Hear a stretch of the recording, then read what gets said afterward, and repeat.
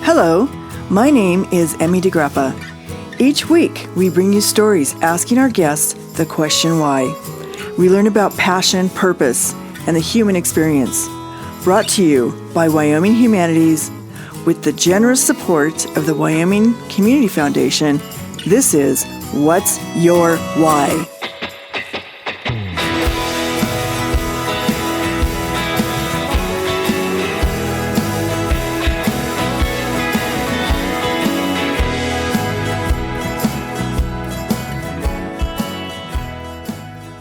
Today, we are talking to Juan Martinez-Pineda. He is a senior manager at the Aspen Institute. Juan is also considered a community organizer and author, and he is dedicated to bringing the power of equity and justice to life. Welcome, Juan. Hello, everyone, and thanks, Emmy, for having me. Absolutely. I love the part about being a community organizer because that is pretty broad, and so tell us what that means to you. Being a community organizer, I think, is just running in my blood. My parents were always people who loved people and loved helping people and loved being a key part of that community. And so growing up, I saw them do this day in and day out. Now, we don't call it community organizing. We call it helping families organize their quinceañeras and carne asadas on the weekend, or encouraging us to bring other kids who may not have access to some of opportunities that we did to be able to expand those. And it was always a weird feeling growing up, having to share a lot of what we were able to have. But looking back at it now, I realize that they were instilling in me this sense of community and the sense of love and the sense of being able to share what little and whatever we had with everyone. And so that I credit them with instilling that community organizing mentality to me and that community organizer heart. And I think that is a beautiful explanation. That's really true. When you are part of a community, it's almost like an extension of being part of a big family. And I come from a big Hispanic family, so I can definitely relate to that. Why did your parents migrate from Oaxaca, Mexico to South Central LA? Yeah, so my mom is actually from Oaxaca, from rural Oaxaca up in the Istmos of Tehuantepec. And my dad is from Izúcar de Matamoros, Puebla.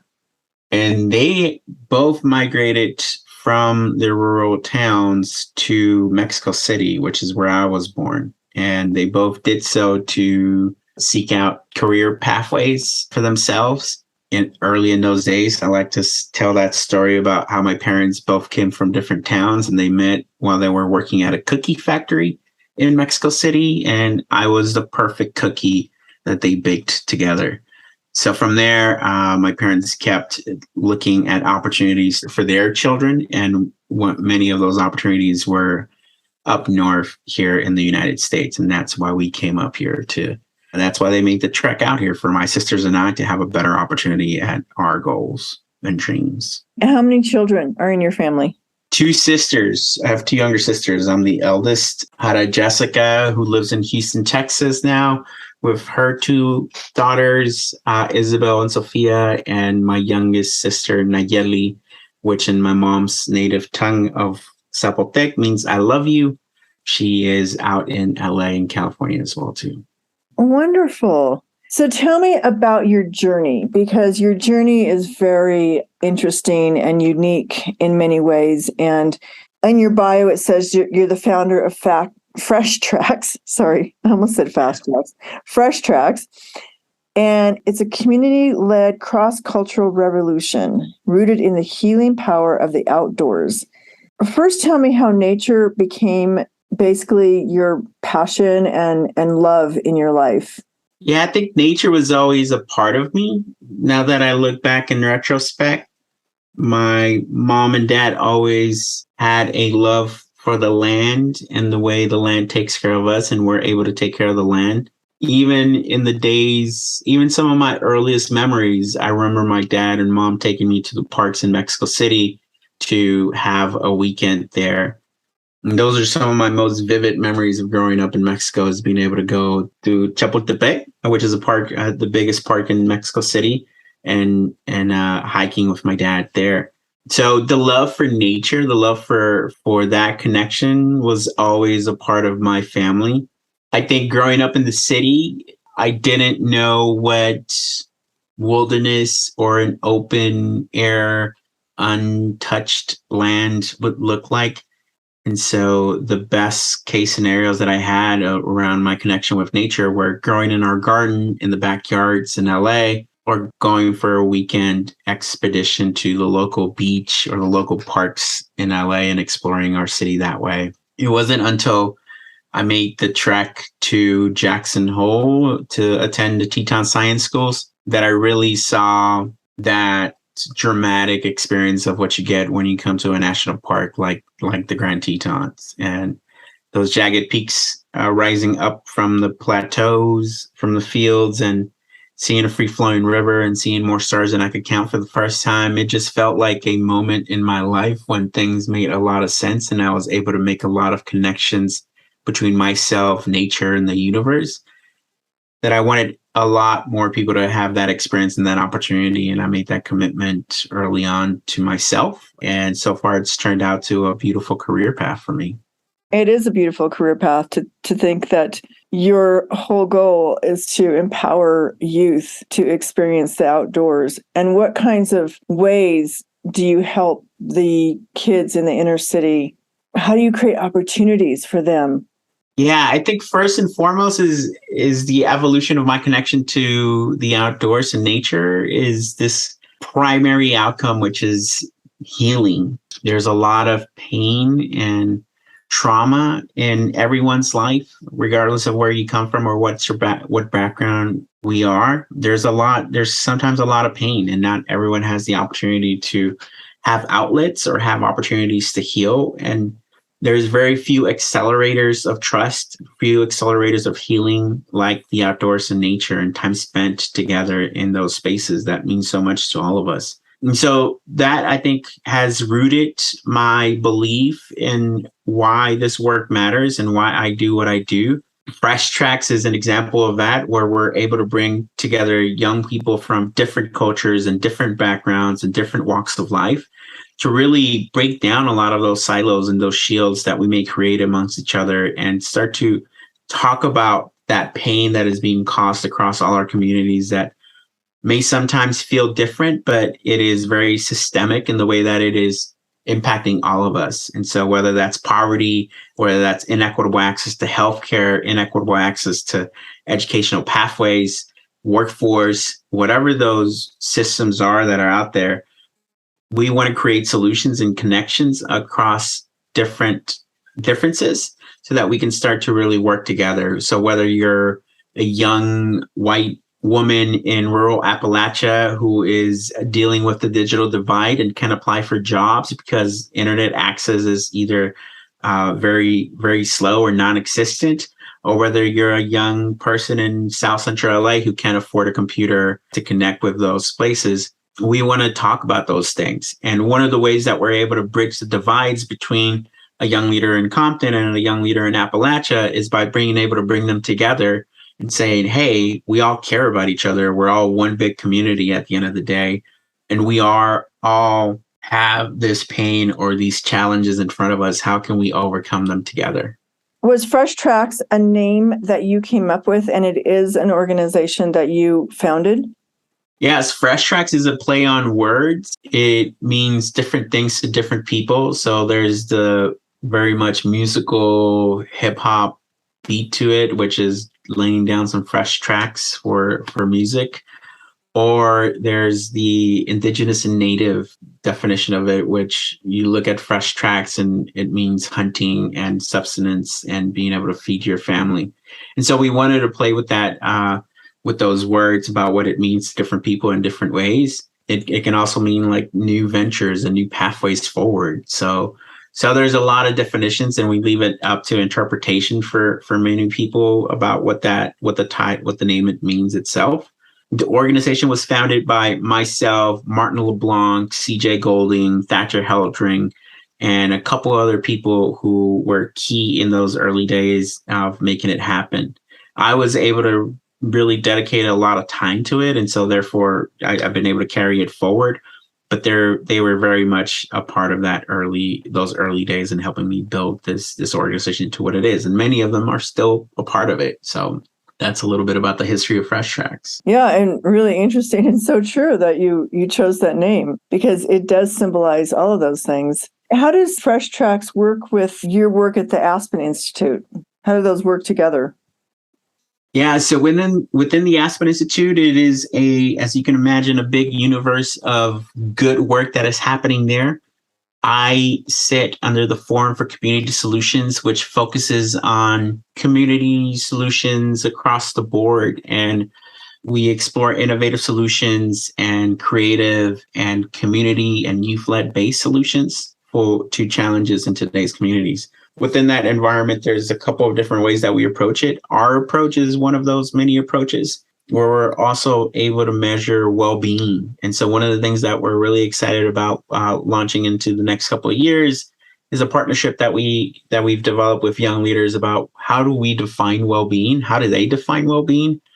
Because so much of what is out there has been defined for them that very few people ever stop to ask how young people are defining well-being in today's language, and how can we start to then measure it and then in turn turn it into an advocacy agenda that they can apply moving forward so that they have the resources to create healthy and well-being outcomes in their own lives. So those are some of the ways that we connect it within the Aspen Institute environment and universe, and excited to be in that community of leaders. Not to put you on the spot, but how do you define your well-being? What is your definition? Yeah, I define my well-being by how many times I can make my son laugh today. So I am looking forward to picking him up from daycare and counting how many of those days. I define it by how many times I'm able to get out on a trail or a walk in my neighborhood. So that is very much it. And then by how many times we're able to cook food in our home, a home cooked meal that we're able to do. So, and if even better, if we can pick it up from our garden. So those are some of the ways that I've defined well-being for myself. And that's the beauty about the diversity of how we define well-being. My definition of well-being could very well be different than yours. But under that, there's some common values like time spent with family, time spent cooking, time spent in nature. And so we are on the way to trying to figure out what are some common denominators that we can attach to and help people measure that. Well, I'm just going to take a little step back in time in your life, Juan. And before we started recording, I asked you what you got your degree in, and you said history. And I thought that was really interesting. And do you think history connects to what you're doing right now? Absolutely. I think one of the things that we practice a lot in Fresh Tracks is the narrative or the storytelling. Who gets to tell the stories? What are the stories that are being told? And what are the lessons from those stories? And I think that there's a lot of history that is often written about people who may have not had the chance to be their own voice and their own storytelling. And I think that that's one of the key components of what we do through Fresh Tracks is being able to build a platform, build a space where those stories and those voices can be uplifted and honored so that we're able to hear everyone and see everyone and feel everyone. It's one of the beauties about understanding this concept of history that while many of what we're able to digest or read is oftentimes written from one perspective, but there's different perspectives to all of history, and being able to be open to that, I think is certainly one of the benefits of being able to have that background in myself of understanding that concept. How old are the young people that you work with? Are they high school or are they college? Yeah, they are anywhere between the ages of 16 and 25. And how do they find out about you? It's a hybrid model. So we have a lot of good partners out there, Native Americans in Philanthropy, the Opportunity Youth Forum, the Natural Leaders Network, the YMCA's Bold and Gold program, just to mention a few. So we put out the word through them and ask them to nominate some young people who they feel are ready to take the next step in their leadership development. And then we also open it up for applications when our training opportunities come up, because we want to be able to reach those young leaders who may not be connected to an organization or may be looking for that opportunity and randomly Google something along the lines of what we're promoting, and they find their way to us. And so that's usually how we connect with young people, and also through our social media. So Juan, what was the most recent award that you received? And I believe it was right in Jackson Hole that you received this award. What was the name of it, and why did you receive it? Yeah, I received the Murie Center's Rising Leader Award for conservation. And I think that award was bestowed upon me because my other awardee that I received with that night is Dr. Jane Goodall. And there's a lot of similarities in her message and mine. I think a lot of it has to deal with hope. A lot of it has to deal with youth and being able to use our platforms to encourage not just hope, but also the action to make hope a reality. And, I was able to sit down with her and talk in depth about some of these things, and just hearing her energy towards not just wishing for hope or wishing for things, but actually equipping people with the tools, the voice, the platform, and the resources to be able to take action to address those things that may not seem right to them, is something that she and I share a lot. And so when it comes to conservation, I think a lot of what I am doing through Fresh Tracks is really centering what these natural landscapes mean to all of us. And we can conserve as much land as we want, and potentially even build fences around it. But what's the point of that if people aren't being able to benefit from that and heal from it and restore some of the ancestral sovereignty and land rights that belong to the people and the original stewards of these lands, to be able to have those connections with their own communities as well too. What do you think since you had the opportunity to sit and talk with Jane Goodall, what was your favorite piece of wisdom that she shared with you? We thanked each other for everything that we had done. And I think as she and I walked away from each other, we both looked at each other and touched our hearts. And we just said to each other, it's all of us together. And I think that's the most beautiful message that I could receive from her, that it is all of us together. That I think at the end of the day, I am a strong believer that there is good in all of us, and that each one of us wants to do something to help each other out and to benefit ourselves as well too, to have a good life. And so I want to help people reach that milestone as best I can while helping each other out. Kind of going back to what my parents taught me as a community organizer. Are your parents still living in South Central LA? They are. They're creatures of habit. They love their community, and they are well known in the community as well too. Everybody knows where Doña Alicia and Don Juan live. They have a garden in the back where they also feed families from, and families know that they can go to my parents' home and ask for nopales and apples and chamomile tea and other herbs and medicines and food if they need to. So they are staples of that community. Oh, that's beautiful. I think that's probably the greatest gift, is the one that they gave you, handing down those traditions to you.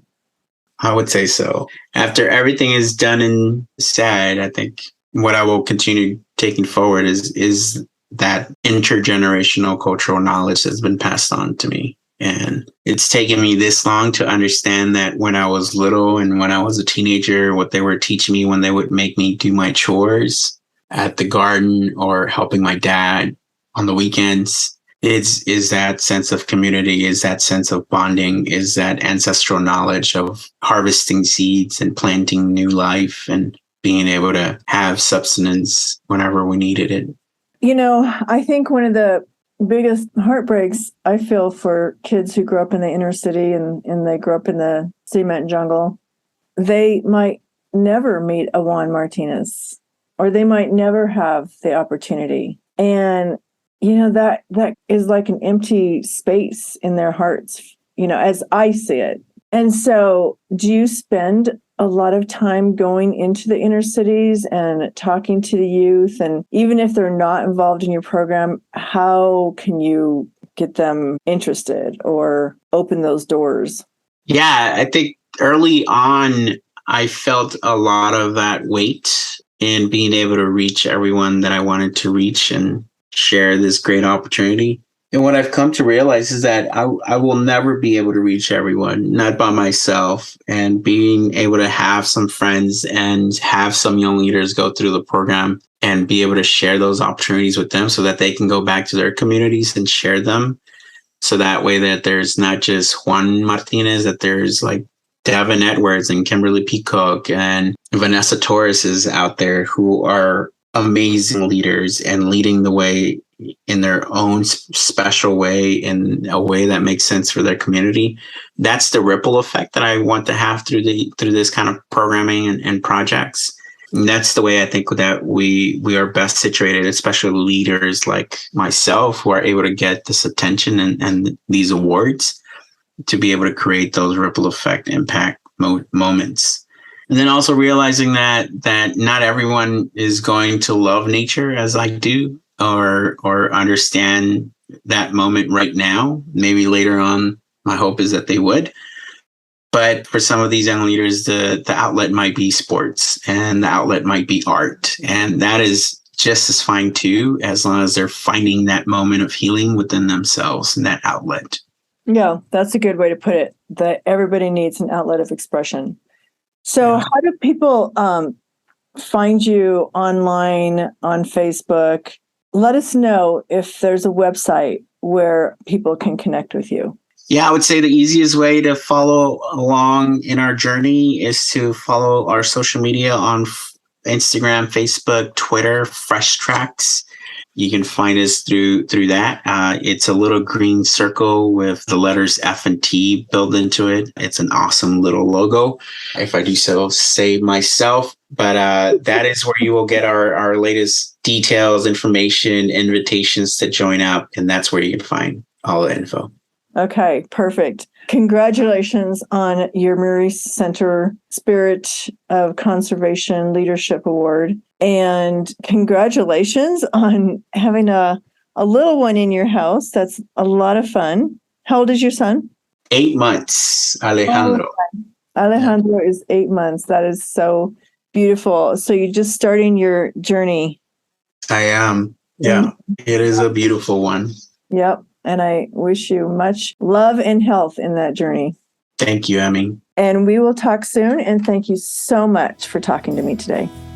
Always.